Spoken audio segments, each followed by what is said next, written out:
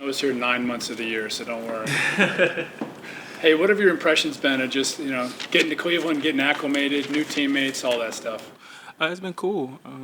Obviously, when you come into a new environment, it feels like getting drafted all over again, or feels like first day of summer workouts in college. Similar type of processes. So, I've been in this situation before, and it's cool getting to know new people, being in a new environment, getting to explore a different part of the country that I've never been to. So, it's cool. You got traded here. What did you know about the organization, and what was your excitement level? I think the most I knew about the organization was what's that movie?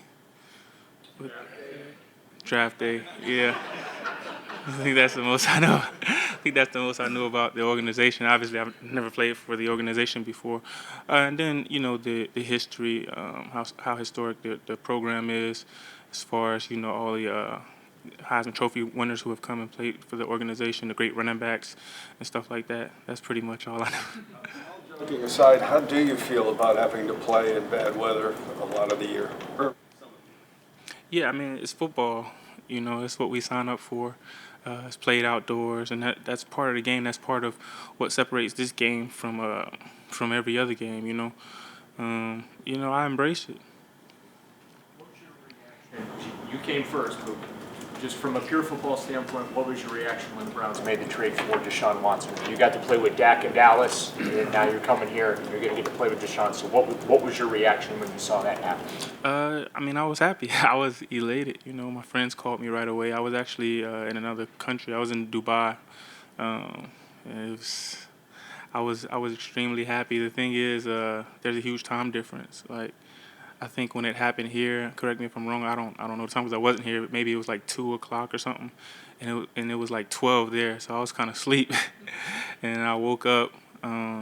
Just saw a whole bunch of text messages and stuff like that. Guys were like, "Man, you lucky."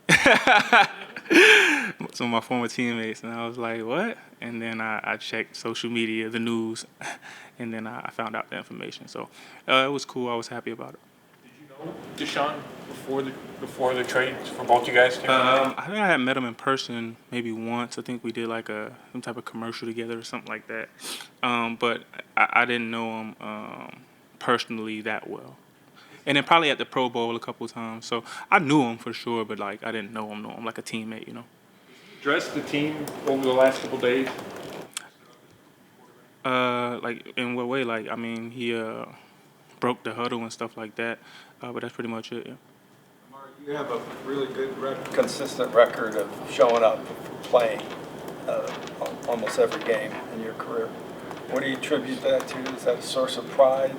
Just your Um, yeah, I mean, the thing about wide receivers in their production, there are some extenuating circumstances there. It's not like I play tackle or something like that to where if I'm a great player, it's gonna show just because it's just mano y mano that way. But like you like you mentioned earlier, the weather plays a part in receiver. Obviously, the targets and stuff like that. I always felt like if I get the targets, I'm gonna do well. So it's never been a concern of mine. Yeah. First reaction when you learned that you were coming to Cleveland when the trade very first happened? I mean, the thing about nowadays, it's not like back in the days. I had a coach when I was in Oakland who played wide receiver for 10 years, Rob Moore. He got traded. He didn't even know about it, you know what I mean? Because there was no social media. So guys were interviewing him and asking him questions, and that's how he found out he got traded. But there's always something looming when you're about to get traded or something like that. So you kind of know. So I wasn't really surprised at all. You talk about getting targets. So you're coming to a team that likes to run the ball a lot. So how are you going to cope with that when you might not be getting as many targets as you would like?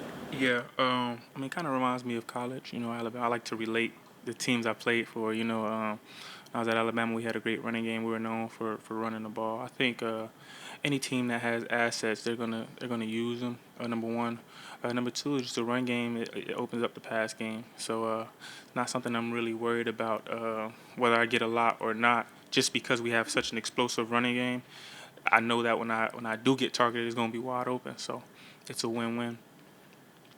Individually, how have you improved and how has your game evolved over? I would say the single most important way that my game has gotten better is just experience. You know, I'm a smarter player. I'm a vet. I understand how games go in the league, the ebb and flow of things. So just experience.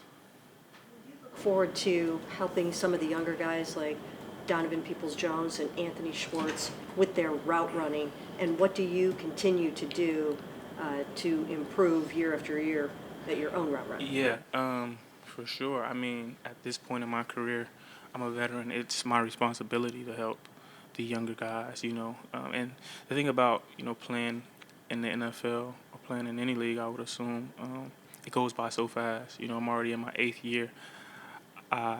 I remember being the youngest guy because I was drafted when I was 20. And then as the years go by, sometimes you still kind of feel like you're the youngest guy until you look up and you're like, wait, I'm the oldest guy in the room. And then that's when you start to realize, hey, it's my responsibility to look after these guys, to make these guys better, to make the room better, to make the team better. And so I embrace that. The expectation this year is that obviously the passing game is going to look totally different with different personnel out there. I guess just in the first days in Cleveland, what's the excitement like in the building amongst you guys as players? Yeah, very, very exciting. You know, I understand that that's the reason I'm here, you know, to help the passing game improve.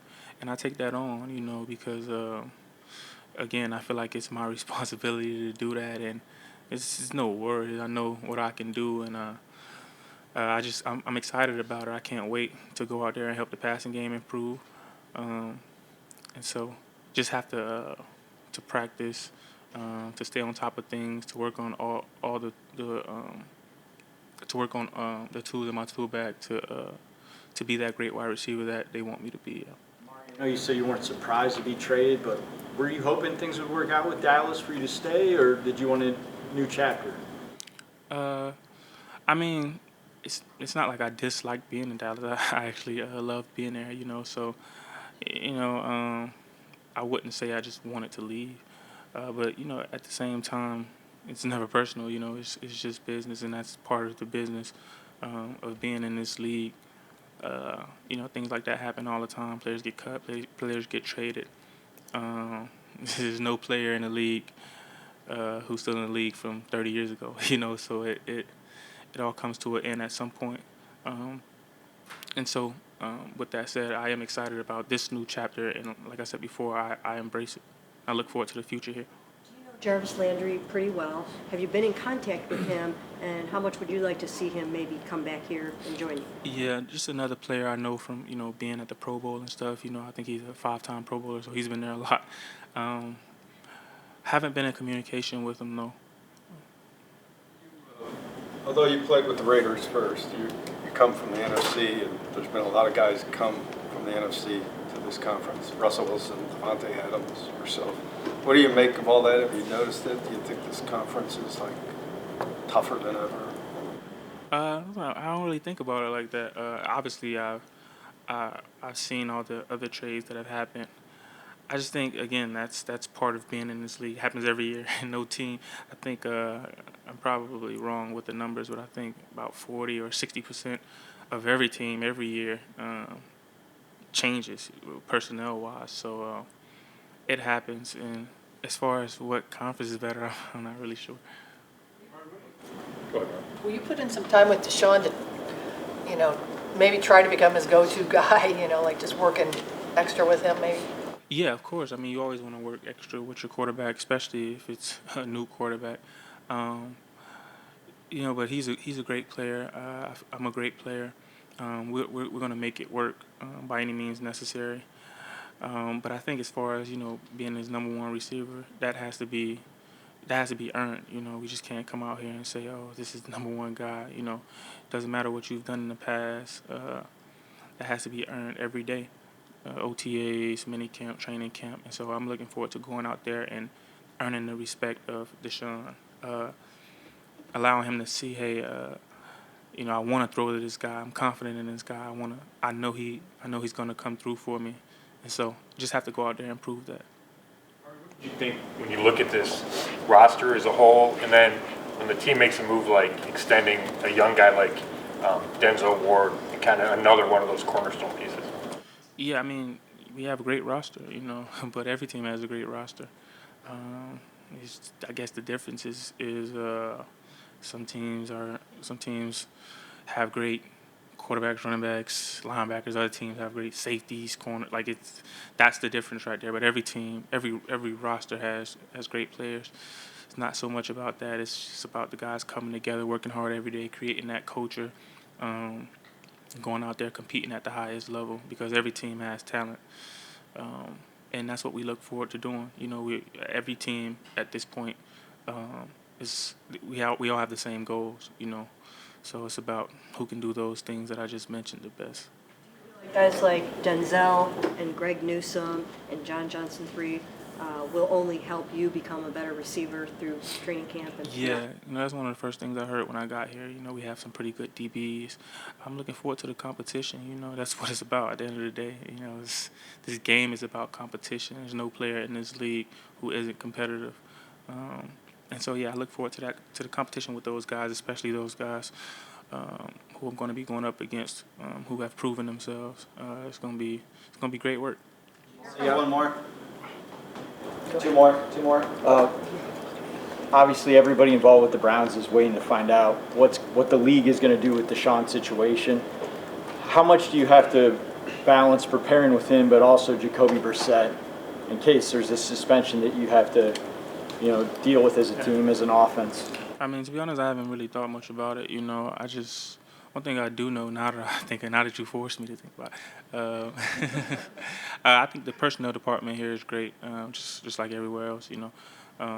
And I'm supremely confident in all the guys that the department has brought in, so we'll be ready.